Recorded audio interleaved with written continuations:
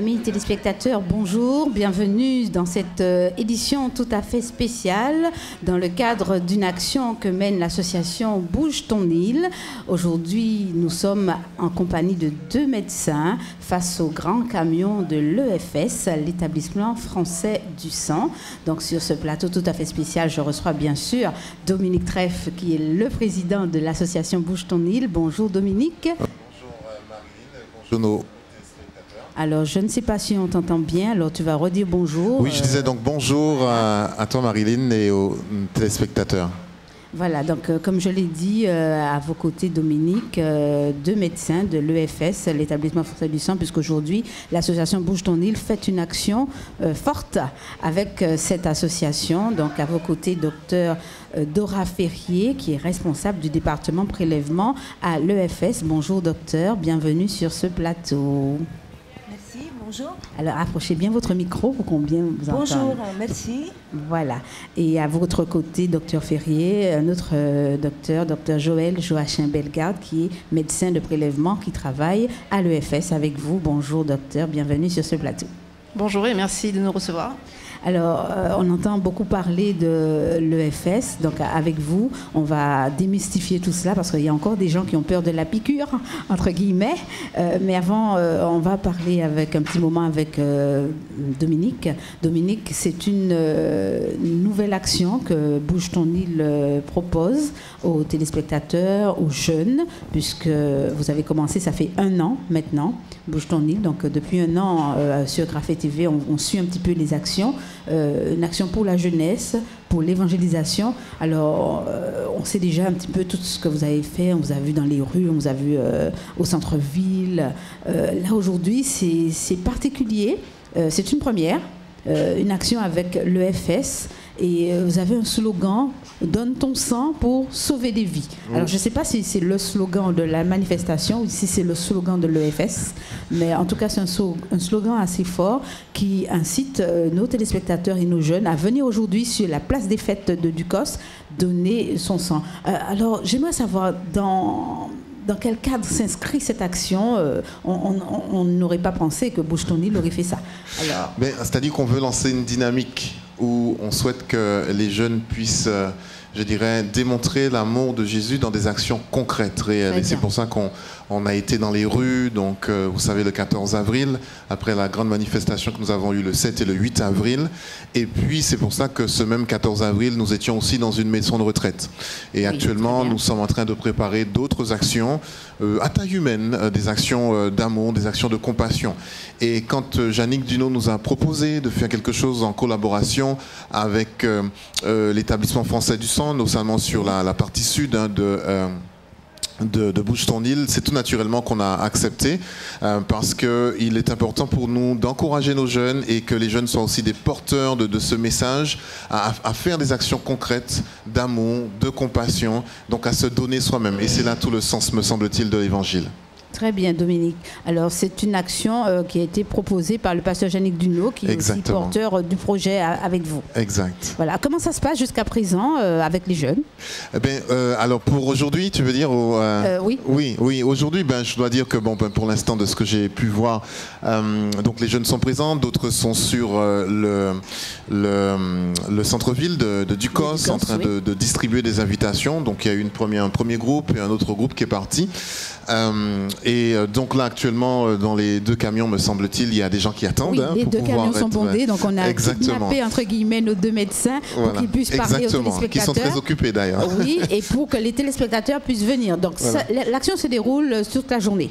L'action se déroule donc depuis 8h jusqu'à 13h. Jusqu'à 13h. Voilà. D'accord. Donc on va inviter nos téléspectateurs à nous rejoindre ici sur la place des fêtes à Ducos aujourd'hui pour donner du sang, pour sauver des vies.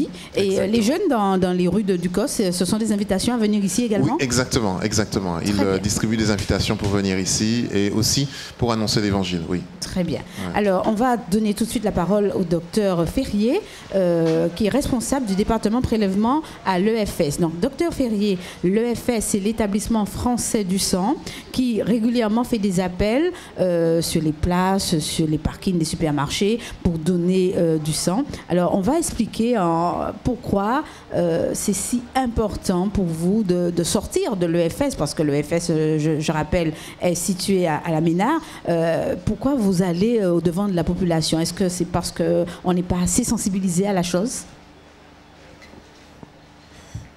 Oui, alors beaucoup de maladies dépendent le traitement de beaucoup de maladies dépend de produits sanguins.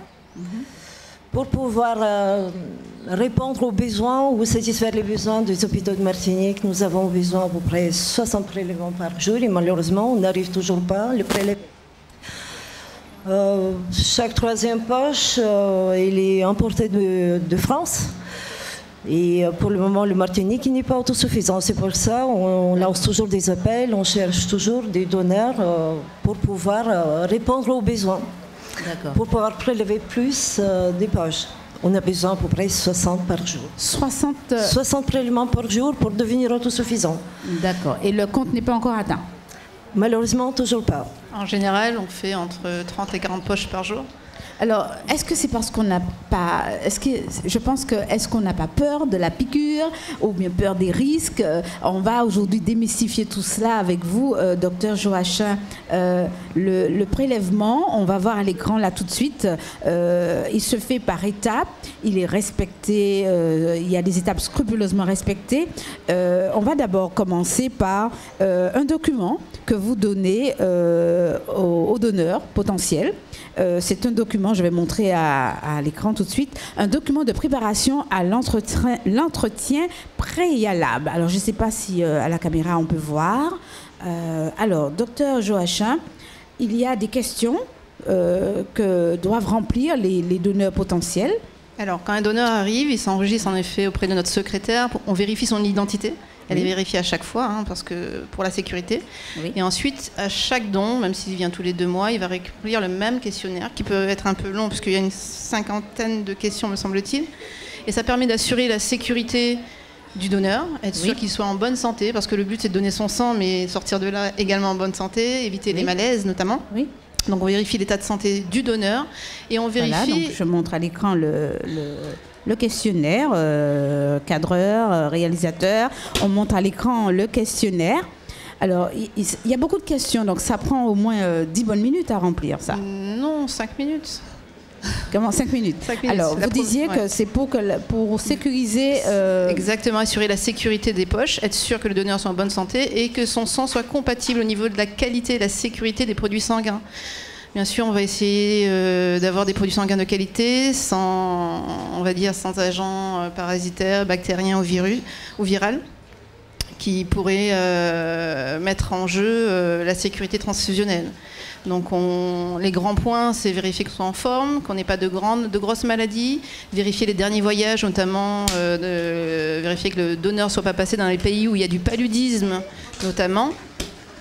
Parce que le paludisme fait partie des maladies qui peuvent être, on va dire, mortelles pour le receveur. Oui. Après, on va entamer des questionnaires sur ce qui s'est passé le dernier mois, notamment des soins dentaires. Est-ce qu'il n'a pas été contagieux? Est-ce qu'il n'a pas eu de la fièvre ou des maladies qui peuvent se transmettre également? Le virus de la grippe, le virus de la gastro peuvent se transmettre par un don du sang. Donc, on va éviter de prendre ce type de donneur. Et on va aussi parler... des risques des infections transmissibles. Tout ce qui est infections, donc comme je dis, la fièvre et les maladies virales. Et à la fin, on va parler également des risques sexuels, des maladies sexuellement transmissibles. Très bien. Voilà. Docteur Joachim, je vois sur le prospectus qu'il y a différents types de dons. Vous pouvez nous en parler rapidement? Il y a différents types de dons. Alors, il y a en effet, dans les camions en général... Oui, alors elle est un petit peu perdue. Oui, je vois sur votre... Ah, pardon, c'est docteur Ferrier. Excusez-moi. Il y a différents types de dons. Oui, bien sûr. Il existe. Alors, parlez bien dans le micro. Le plus populaire, don du sang. Alors, je ne suis pas sûre qu'on entende. Est-ce que son micro est bien ouvert? Alors, on va changer le micro, voilà. Merci. Il existe des différents types de dons. Le don du sang, c'est le de prélèvement le plus populaire. On prélève sur les collectes mobiles. Oui. Sur les dons du sang, le donneur est installé sur un fauteuil, après avoir au préalable passé l'entretien pré-don. Et s'il est confirmé apte au don, il va passer au prélèvement où il sera piqué.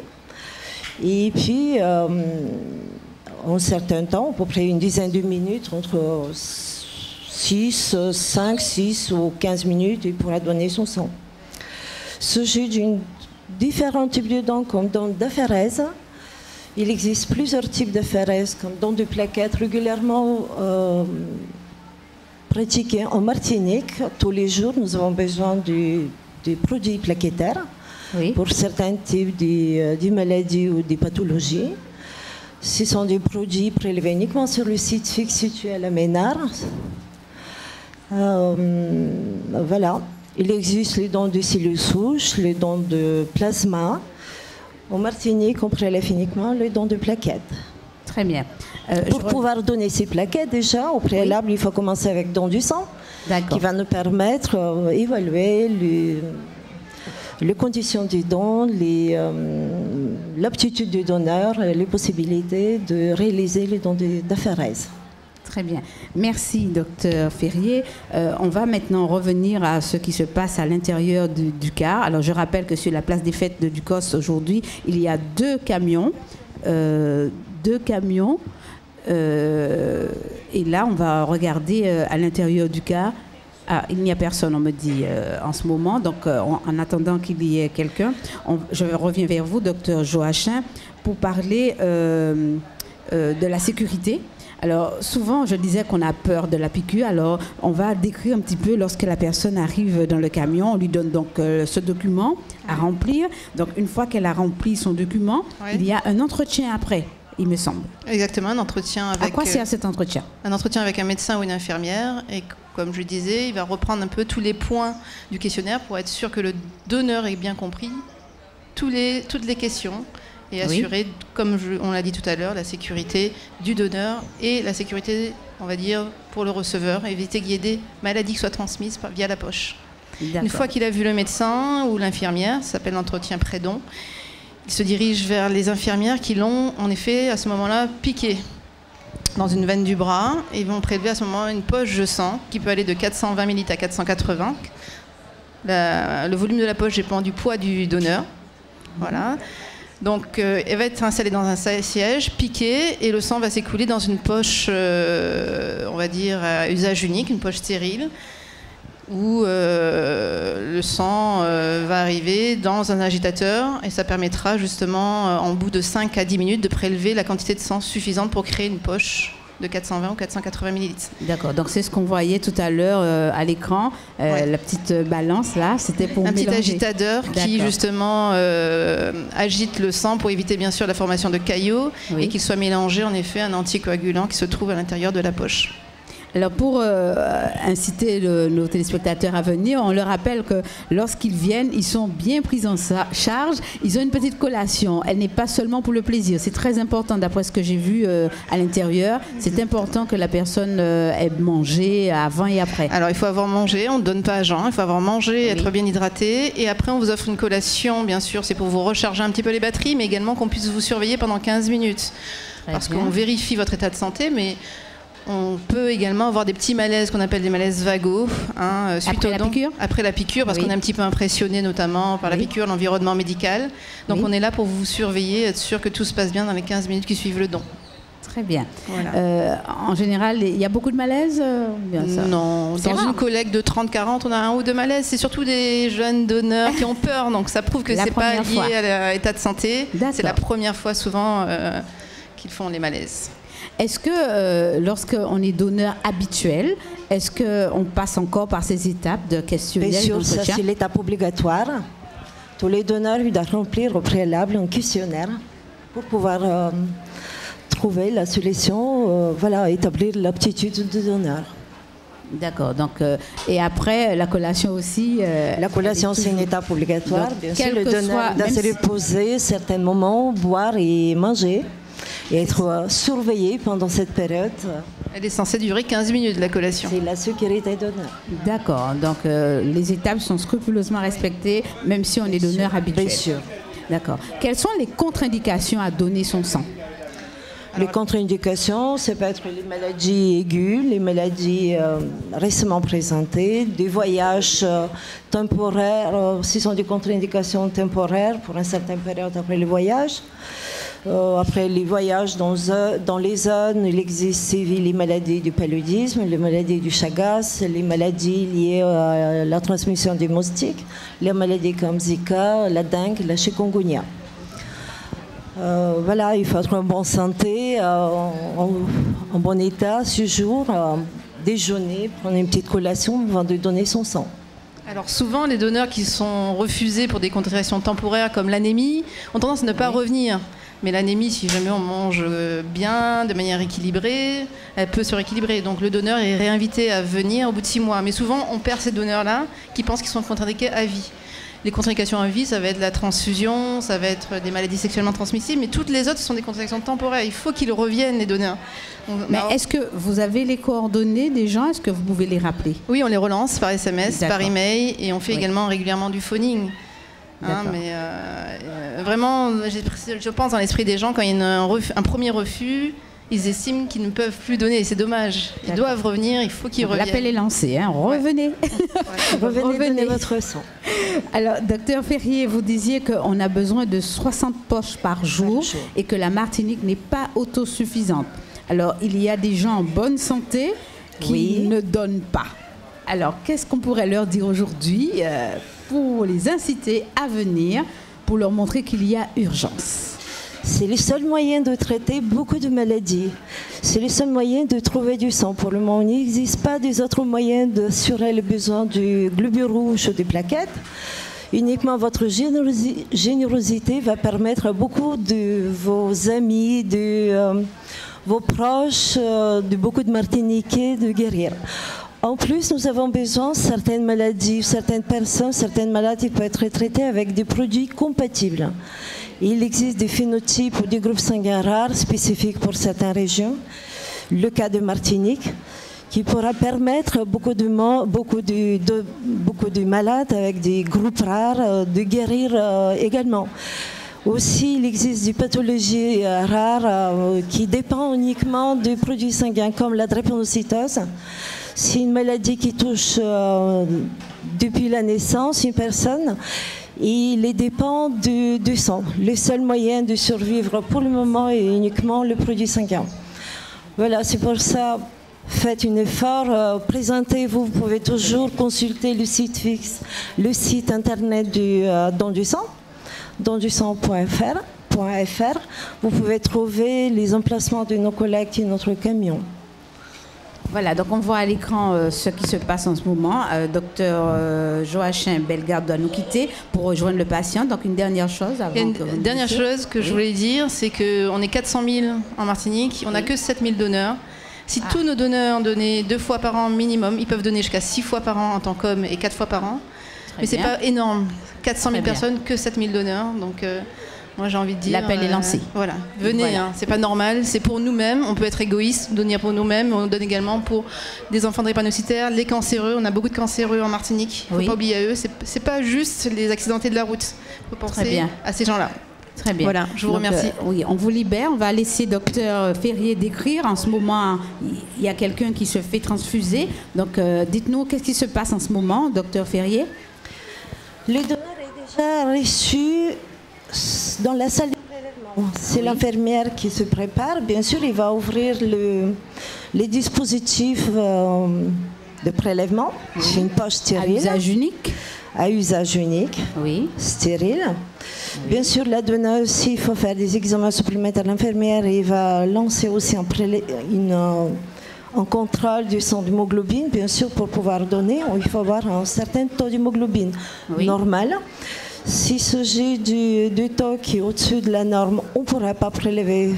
Dans ce cas-là, on peut conseiller la donneuse voir son médecin. S'il s'agit d'une anémie, manque de fer, bien sûr, ce sont des examens contrôlés par le médecin traitant et en cas de besoin, bien sûr, traiter ou mettre sous traitement un donneur. Oui.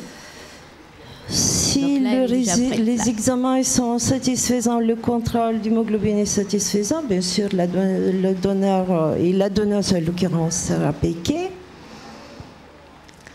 Voilà, bien sûr, notre but est aussi de mettre à l'aise, de préparer bien le donneur pour pouvoir donner. L'hydratation, les besoins du liquide ce jour, ils sont plus importants. On incite le donneur de bien s'hydrater, de boire la journée. Comme vous voyez, la donneuse est en train de boire un verre d'eau. Tranquillement. Bien sûr, étant la préparation, bien sûr. Oui. En même temps, avec la poche prélevée, il y a des tubes prélevés pour faire des examens obligatoires. Pour pouvoir distribuer une poche, il faudra qualifier la poche, qui va permettre, sur des examens normaux, préparer et distribuer la poche. Et là, c'est la piqûre. Voilà. Vous voyez, la donneuse est piquée, tout ça s'est bien passé, c'est très vite, c'est très rapide. On parle Elle n'a pas l'air d'avoir des infirmières qui sont très expérimentées, qui travaillent depuis toujours. Voilà. Il y a toujours une très bonne ambiance. Voilà, n'hésitez pas, n'ayez pas peur de piqûres. Voilà, la patiente, elle est souriante. Vous voyez, c'est souriante. Donc, voilà, elle ne souffre pas, donc ça fait pas mal. Non, ça fait pas mal. Ça fait pas mal, voilà. Dominique, et ça peut sauver des vies. Oui, exactement, tout à fait. Donc l'invitation vraiment est lancée ici jusqu'à 13h. Jusqu'à 13h. Venir ici. On va libérer le docteur Ferrier qui doit rejoindre l'autre quart. Tous nos remerciements pour l'action. Et voilà, j'espère réussir cette journée. Merci. Merci beaucoup. C'est ce qu'on vous souhaite. On souhaite atteindre plus de 60 poches aujourd'hui. L'essentiel, c'est 60, mais on invite nos amis à venir nombreux pour atteindre plus de 60 postes aujourd'hui avec Bouge ton île. Exactement. Voilà. Alors Dominique, on va se quitter. On a eu nos médecins, donc on va rappeler encore à nos téléspectateurs qu'ils peuvent venir aujourd'hui jusqu'à 13h à la place des fêtes du COS. Ça se passe très bien. Ils peuvent voir à l'écran, les patients boivent du jus, ils ont croissant. Tout se passe bien, le sourire, on ne sent même plus la piqûre, vous voyez, image à l'appui, on ne sent rien du tout, ça se passe bien et ça peut sauver des vies, même pas une vie, mais des vies. Donc vous avez eu les explications des deux médecins.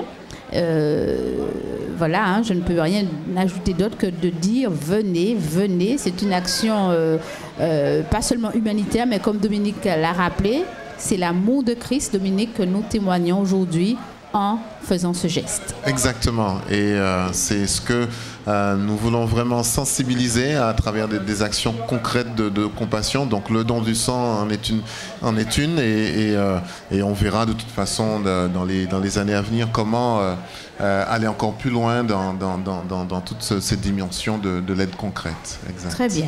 Merci encore Dominique d'être venu sur ce plateau. On remercie nos médecins qui ont rejoint les deux bus de l'EFS, l'établissement français du sang.